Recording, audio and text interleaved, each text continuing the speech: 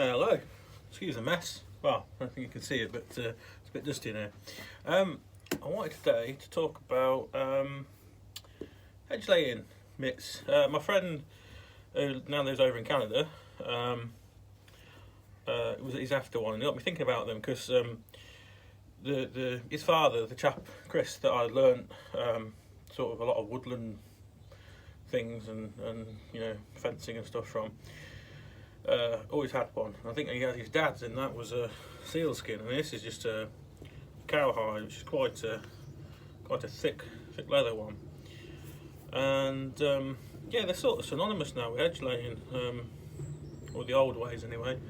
I mean, I use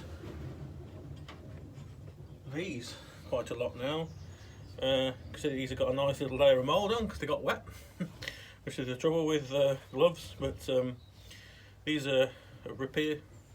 These are called the Rostang or Sting, whatever that is. But yeah, they're generally called, I think, rapier or rapier or something. I don't know. But they've got, I think, Teflon in them, like brake cables and stuff. They're all right. I mean, they don't come up very far on your wrist, but German Shepherd.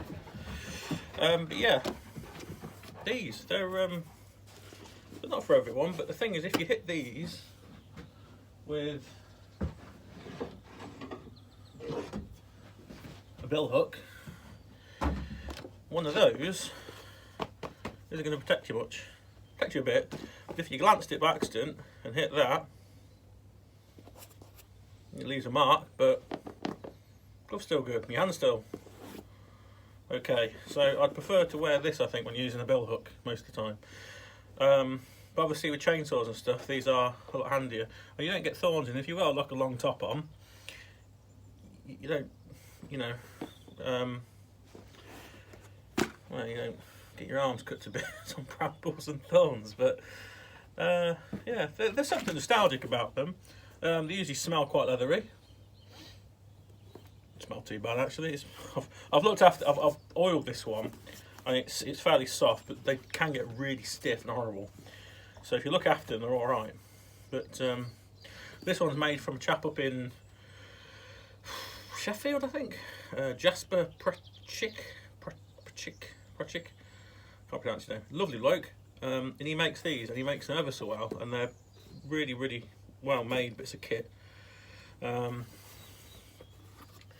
I mean, they're stitched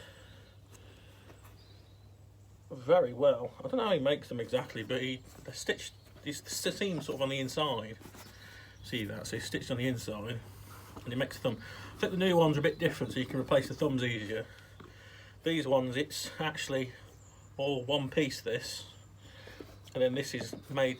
You sort of put on it, and then there's a hole, and that's your.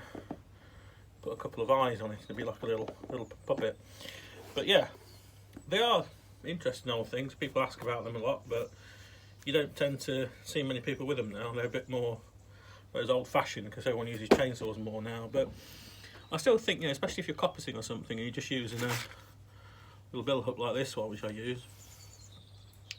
But if you've got one of the weighty things, like size comparison of that compared to a big Yorkshire bill hook, that coming down on you, you want every bit of protection you can get. Best thing is not hit your hand. Right, Sid.